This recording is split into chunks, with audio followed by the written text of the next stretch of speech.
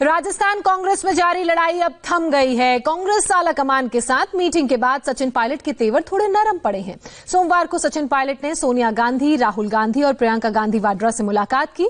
इस बातचीत के दौरान उन्होंने अपनी समस्या सबके सामने रखी। राहुल और प्रियंका गांधी ने पायलट की समस्याओं को दूर करने का आश्वासन दिया। सचिन पायलट की समस्याओं को सुलझाने के लिए कांग्रेस ने एक 3 सदस्यीय कमेटी बनाने की बात कही है। इसी बीच आज सचिन पायलट और उनके कई समर्थक विधायक जयपुर भी पहुंच रहे हैं।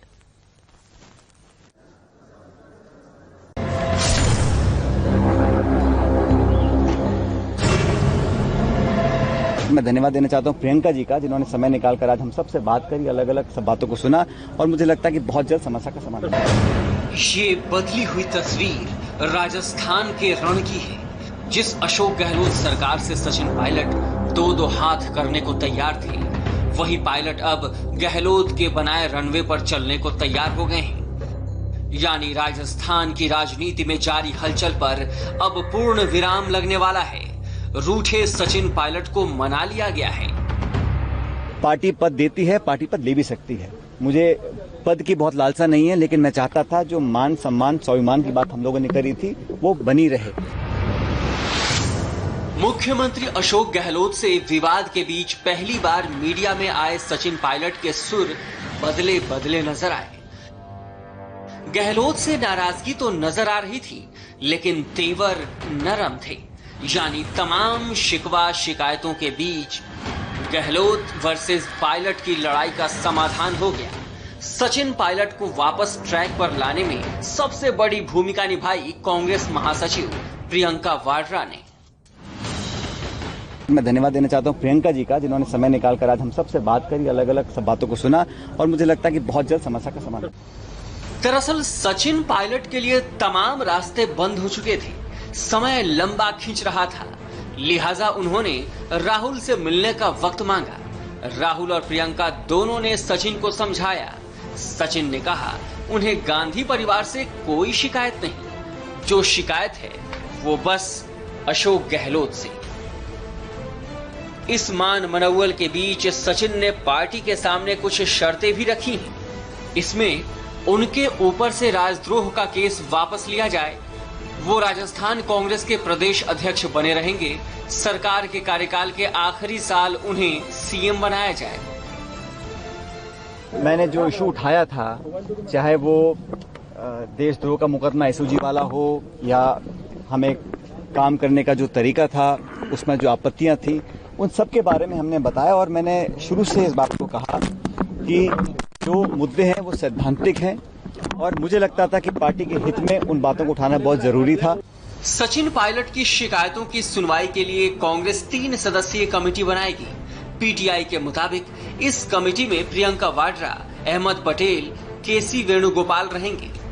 1 महीने से भी ज्यादा का वक्त हो गया है जब राजस्थान में राजनीतिक गतिविधियां अशोक गहलोत और सचिन पायलट के बीच जारी हैं। लेकिन अब जब राहुल और प्रियंका से सचिन ने एक साथ मुलाकात की है तो सचिन सामने आए हैं। सचिन को उम्मीद है कि उनकी शिकायतों पर सुनवाई की जाएगी और उसके नतीजे भी देखने को मिलेंगे।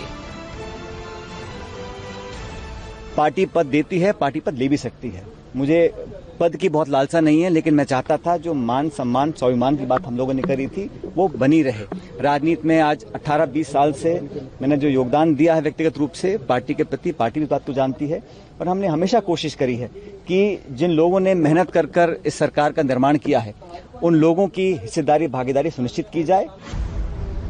सचिन पायलट भले ही ये कह रहे हों कि पार्टी के अंदर सब कुछ ठीक हो जाएगा, लेकिन पायलट अभी तक उन पर हुए अशोक गहलोत के जबरदस्त हमले नहीं भूले हैं। पायलट ने जब मीडिया से बातचीत की तो उन्होंने इसका भी जिक्र किया। आपको पहले सुनवाते हैं कि अशोक गहलोत ने पायलट के बारे में क्या कहा था और पायलट ने उसका कैसे जवाब दिया। एकमात्र राजस्थान हिंदुस्तान के अंदर राज्य होगा कि प्रदेश कांग्रेस कमेटी के अध्यक्ष को बदलने की मांग नहीं करी, ना सी निर्णय ना जो निर्णय। एक छोटी खबर नहीं पड़ी हुई किसी ने कि पायलट साहब को हटाना चाहिए प्रदेश कांग्रेस कमेटी अध्यक्ष से। हम जानते थे कि निकम्मा है, नाकारा है, कुछ काम नहीं कर रहा है, खाली लोगों को लड़वा रहा है। पूरे प्रकरण के दौरान बहुत सी बातें कही गई, चलाई गई और बहुत कुछ मुझे भी सुनने को मिला। व्यक्तिगत रूप से कुछ ऐसी बातें बोली गई जो मैं समझता हूं मुझे भी आश्चर्य उन बातों पे हुआ, लेकिन मुझे लगा कि संयम और विनम्रता हमेशा बनाए रखनी चाहिए। राजनीति में व्यक्तिगत दुर्भावना की कोई जगह। सोमवार के इस सियासी रुख के संकेत उसी वक्त मिलने शुरू हो गए जब सचिन पायलट गुट के भंवरलाल शर्मा ने सीएम अशोक गहलोत से मुलाकात की। मुलाकात के बाद भंवरलाल शर्मा ने दावा किया कि गिले शिकवे दूर हो चुके हैं।